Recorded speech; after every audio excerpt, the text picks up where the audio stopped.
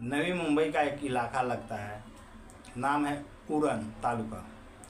वहाँ पर एक लड़की गायब हो जाती है। घर से बोलकर तो जाती है कि मैं जा रहा हूँ अपने दोस्तों से मिलने, लेकिन जब वो देर रात तक घर पर नहीं आते हैं तो फैमिली लोग बेचैन हो जाते हैं। पुलिस चौकी में कंप्लेन भी करते हैं, लेकिन ठीक गायब होने के 2 दिन बाद उसका डेड बॉडी बरामद होता है। झाड़ियों में मारकर फेंका हुआ था, उसके सर को कुचला हुआ था, उसके चेहरा को कुचला हुआ था, सिर पर अनगिनत बार थे। बहुत विभत्स तरीक़ा से उसकी हत्या की गई थी। और जब यह पता आसपास उसके पड़ोस में लगता है, उड़न तालुका में लगता है, तो पूरे पब्लिक रोड पर आ जाते हैं। भीड़ इतनी ज़्यादा बढ़ जाती है, विरोध इतना ज़्यादा तेज़ हो जाता है कि महाराष्ट्र सरकार को भी सोचना पड़ता है, उस पर सख्त से सख्त एक्शन लेना पड़ता है। तो चलिए मैं इस कहानी में आगे बताने वाला हूँ, और कौन थे, कहाँ के रहने वाले थे, हत्यारा कौन था, सारे बिंदुओं पर चर्चा करूँगा। मैं परशुराम सिंह, और आप देखना शुरू कर चुके हैं सच का प्रहरी। दोस्तों, आप लोग से रिक्वेस्ट है, मेरा वीडियो पूरा देखा कीजिए, और यदि वीडियो पसंद आए तो मेरे वीडियो को लाइक किया कीजिए और चैनल को सब्सक्राइब किया कीजिए। दोस्तों, 25 जुलाई 2024 दिन गुरुवार की वाक़या है। नवी मुंबई का एक इलाका लगता है उड़न तालुका में एक लड़की रहती थी जिसका नाम था जयश्री शिंदे। जयश्री शिंदे 20 साल की लड़की थी, और वो बेलापुर में डाटा एंट्री का काम करती थी। आज वो वापस आ गई थी, ऑफिस नहीं गई थी, और ऑफिस से वापस आ गई थी। घर वाले को बताया आज थोड़ा अर्जेंट है, मैं अपना सहेली लोग से, दोस्तों लोग से मिलने के लिए जा रही हूँ, शाम तक वापस आ जाऊँगी। लेकिन रात के 8 बज गए थे, अभी तक वो आई नहीं थी। इतने देर तक घर से कभी वो बाहर रहती नहीं थी। घर वाले सचेत हो जाते हैं, सजग हो जाते हैं, कान खड़ा हो जाता है। वो आजू बाजू सब पता लगाने लगते हैं, उसके सहेलियों के पास फ़ोन करने लगते हैं, तो पता चलता है कि नहीं आया है। वो बेचैन हो जाते हैं, तो वो भागकर पुलिस चौकी के पास जाते हैं। पुलिस में कंप्लेन करते हैं कि हमारा बेटी सुबह से निकली हुई है, दोपहर से निकली हुई है, अभी तक घर नहीं आई, रात बज गया, और उसका फ़ोन भी स्विच ऑफ आ। जब उसके घर वाले, उसके पापा सुरेंद्र जी फ़ोन करते थे तो स्विच ऑफ बताता था। तो सब व्याकुल हो गए थे, बेचैन हो गए थे। पुलिस भी ट्राई करता है फ़ोन पर लगाने के लिए, तो वहाँ पर भी उसका फ़ोन स्विच ऑफ होता है। घर वाले सब जानकारी लेता है कि आखिर आपको क्या डाउट है, क्या हो सकता है। तो उन्होंने जब बताया कि पहले, आज से जब पुलिस ने बहुत कुरेदा, तो उन्होंने बताया कि आज से 5 साल पहले एक लड़का था दाऊद शेख, वो हमारे बेटी का पीछा करता था, हमारे बेटी से छेड़छाड़ करता था। उसमें हमारी बेटी नाबालिग थी, तो हमने उसके ऊपर पास्को एक्ट के तहत मुकदमा दर्ज कराया था, और वो जेल में भी रहा था, साल भर जेल में रहा था। उसके बाद वो वापस आया था। उधर पुलिस अपने हिसाब से और भी तहकीकात करते हैं, उनके सहेलियों से भी पूछते हैं। तो एक सहेली उसमें से बताती है कि वो जो जयश्री शिंदे थे से 1 दिन पहले हमसे बात की थी, और बोली थी कि कल हमको अपने एक दोस्त से मिलने जाना है, लेकिन मुझे मिलने जाने का मन नहीं है, मैं नहीं चाहती हूँ मिलने जाने के लिए। तब उस पर वो लड़की दोस्त बोलती है कि ऐसा बोलोगी तो मैं भी चलूँगा तुम्हारे साथ। तो जो जयश्री थी, जिसका मर्डर हुआ है, वो मना कर देती है कि नहीं मैं जाऊँगी, मैं देखता हूँ। उस दिन भी यही हुआ। जैसे ऑफिस से जल्दी आ गई, घर वालों को बताया मैं अपने सहेलियों से मिलने जा रही हूँ, और निकल गई। उस रास्ते में उस लड़का से बात की, लड़का भी उससे बात किया। उसके बाद उन लोग तय किया किसी एक जगह पर, सुनसान जगह पर मिलने के लिए। लड़की आगे आगे जाती है, लड़का पीछे से जाता है। बाद में पुलिस जब CCTV वगैरह की पड़ताल की, खोज की, तो पता चला वो लड़का उसके पीछे पीछे गया था। दोस्तों, बात ऐसा है कि 25 तारीख को उसका गायब होने की गुमशुदगी लिखाई गई थी, और 27 तारीख क्या वहीं का एक इलाका है, आपको बता दूं, कोटनाका, उड़न का एक इलाका है कोटनाका, पेट्रोल पंप के पास, और वहाँ पर रेलवे स्टेशन भी है। वहाँ पर एक छत बिछत एक लड़की का लाश बरामद होता है। पुलिस को सूचना मिलती है कि यहाँ पर झाड़ियों में एक लाश फेंका हुआ है। पुलिस जाती है, देखती है, पड़ताल करती है। उसके बाद लड़की के घर वालों को बुलाया जाता है। पुलिस वाले भी नहीं चाहते रहे थे कि इतने बेहस लाश को किसी के पेरेंट्स को दिखाया जाए, लेकिन डाउट था कि शायद जयश्री का नहीं होगा, तो इसके लिए उन्हें कंफर्म होने के लिए उनके पेरेंट्स को बुलाते हैं। उनके पेरेंट्स लोग आते हैं और जब वो डेड बॉडी को देखते हैं तो बिलख बिलख कर रोने लगते हैं। वो समझ जाते हैं यह हमारी बेटी का ही है। उसके शरीर पर कपड़ों से उसकी पहचान हो जाती है। उसके चेहरे बुरी तरह से कुचला हुआ था, शरीर पर दर्जनों घाव थे, उसको तड़पा तड़पा कर मारा गया था, उसके हाथ पैर को तोड़ दिया गया था। ये बहुत ही इंसानियत को, रूह को कपा देने वाली विभत्स घटना थी।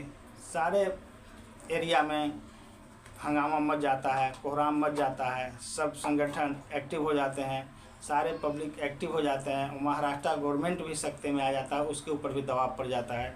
विरोध इतना तीव्र था, विरोध इतना कड़ा था कि एक बार सरकार को भी सोचना पड़ा इस घटना के पीछे। पुलिस मुस्तैदी से काम करना शुरू कर दिया। महाराष्ट्र पुलिस और क्राइम ब्रांच की 8 टीमें बनाई गई और जगह जगह दाऊद शेख के खोज के लिए लगा दिया गया, कारण कि उसका नाम से FIR किया गया था। तब तक पुलिस इलेक्ट्रॉनिक मीडिया के हिसाब से भी जांच पड़ताल कर रही थी। जब उसने फ़ोन का कॉल डिटेल किया तो देखा कि लड़की घटना वाले के दिन जिस नंबर से बात की थी उस नंबर का जांच पड़ताल किया तो दाऊद शेख का पता चला। और ये भी पता चला कि ये लड़की इस नंबर से घंटों बात किया करती थी और रोज़ किया करती थी। अब पुलिस के सामने ये भी सवाल आ रहे थे कि आखिर हत्यारा गया किधर, भागा किधर, कहीं उसका सुराग नहीं था। और फिर ये भी आ रहे थे कि क्या सचमुच में उसने ही उसकी हत्या की, और फिर वो क्यों हत्या करेगा, जब वो उसको इतना चाहता था तो हत्या क्यों करेगा। यही सब गुत्थी सुलझाने के लिए महाराष्ट्र पुलिस और क्राइम ब्रांच की टीम एक्टिव हो गए। उन्होंने जगह जगह बंदिश दी, छापा मारा, लेकिन कहीं कोई सुराग नहीं था। दरअसल हत्या करने वाले दिन दाऊद शेख मुंबई में ही रुका था और उसके बाद वो बेलापुर गया, लोकल पकड़ कर बेलापुर गया स्टेशन, और बेलापुर से पनवेल के लिए पकड़ता है गाड़ी, और वहाँ से वो अपने घर, जो ख़ानदानी घर था कर्नाटका का गुलमर्गा इलाका का शाहपुर इलाका में चला जाता। पुलिस परेशान था, कहीं उसका आता पता नहीं था, लेकिन जो सारे CCTV खंगालते हैं और मोबाइल का लोकेशन निकालते हैं तो उसको पता चलता है कि वो कर्नाटका गया है। तो उसके पीछे भी पुलिस जांच पड़ताल करती है, अंदेशा से उसके गांव में भी जाती है पता करने के लिए। तो जब वहाँ पुलिस कर्नाटका के लिए जाती है तो वहाँ पर लोकल भाषा महाराष्ट्र पुलिस को आता नहीं था, तो उसको पकड़ने में, उसको तहकीकात करने में बहुत प्रॉब्लम हुआ, पता नहीं चल रहा था। उसका फ़ोन हमेशा स्विच ऑफ आ रहा था और वो घर पर भी नहीं था। इस स्थिति में पुलिस के सामने बहुत बड़ा चैलेंज था कि जो नाम दर्ज अभियुक्त है उसको कैसे पकड़ा जाए, कैसे उसको कब्जा में किया जाए। तो पुलिस ने वहाँ पर बुद्धि विवेक से काम लिया और उस एरिया के सारे जो नेता लोग थे, मुखिया लोग थे, गणमान्य व्यक्ति लोग थे, उनसे मिलते हैं पुलिस लोग और उस आदमी के हुलिया के बारे में बताते हैं, उस आदमी के गंदा कृत्य के बारे में बताते हैं। सब लोगों ने हेल्प किया और अंततः मुखबिरी के माध्यम से दाऊद शेख को पहाड़ पर से पकड़ा गया, गिरफ्तार कर लिया गया। वो गुलमर्गा का शाहपुर इलाका था जहाँ पर वो छुपा हुआ था। पुलिस वहाँ से पकड़कर उसको मुंबई लाता है, सख्ती से पूछताछ करता है।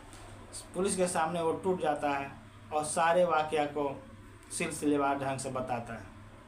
दोस्तों, दरअसल ऐसा है कि आज से 5 साल पहले जब वो लड़की नाबालिग थी, तो जब स्कूल जाया करती थी तो दाऊद शेख जयश्री को छेड़छाड़ करता था, टॉर्चर करता था, उसको बरगलाता था, उसके सामने प्यार का इजहार करता था। टीन एज का दिमाग कैसा होता है आप लोग जानते हैं, कभी भी किसी भी दिशा में टर्न हो जाते हैं।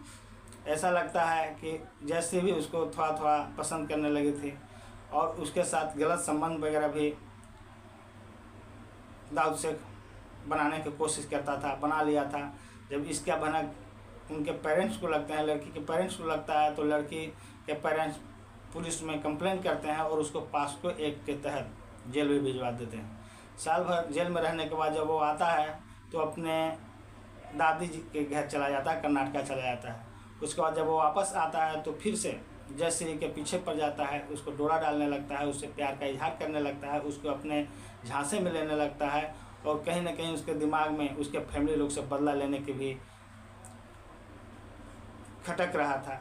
वो चाहता था कि हमको जो जेल भेजा है, परेशान किया है, मैं उससे बदला लूं, और वो लड़की ये चीज़ को समझ नहीं सकी और दाऊद शेख के प्यार में पागल हो गई और उसके साथ बात करती थी। ये एक सीक्रेट रिलेशनशिप की ओर इशारा करता था, यह एक ब्लैकमेलिंग की तरफ इशारा करता था। दाऊद उसको ब्लैकमेल करता था कि यदि तुम हमसे दोस्ती नहीं करोगे, तुम हमसे शादी नहीं करोगे तो तुम्हारा।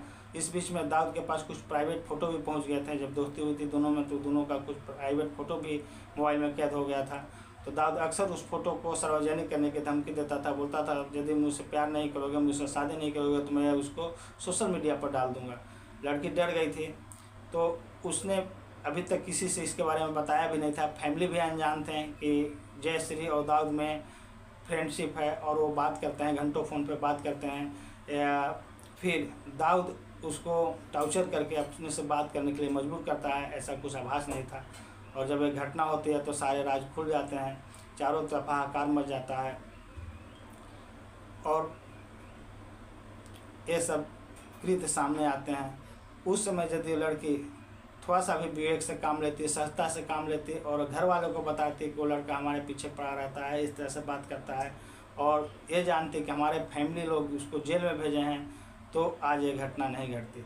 आजकल के टीनेज ये भूल जाते हैं और दैहिक आकर्षण को प्यार समझ जाते हैं और प्यार में ऐसे भूले कर देते हैं जो हमें अंदर तक विचलित करते हैं, परेशान करते हैं। दोस्तों, यह कहानी सुनाने का उद्देश्य हमें किसी को परेशान करना नहीं है, किसी को प्रताड़ित करना नहीं है, अपने श्रोताओं को, लोगों को जागरूक करना है, सचेत करना है। हम चाहते हैं कि आप लोग सब जागरूक रहें, सचेत रहें और आप ये भी बताएं मेरा यह जो सत्य पर आधारित कहानी है वो कैसा लगा। यदि अच्छा लगा तो मेरे वीडियो को लाइक किया कीजिए और मेरे चैनल को ढेर सारा प्यार दिया कीजिए, सब्सक्राइब किया कीजिए। इसी के साथ जय हिंद, जय भारत दोस्तों।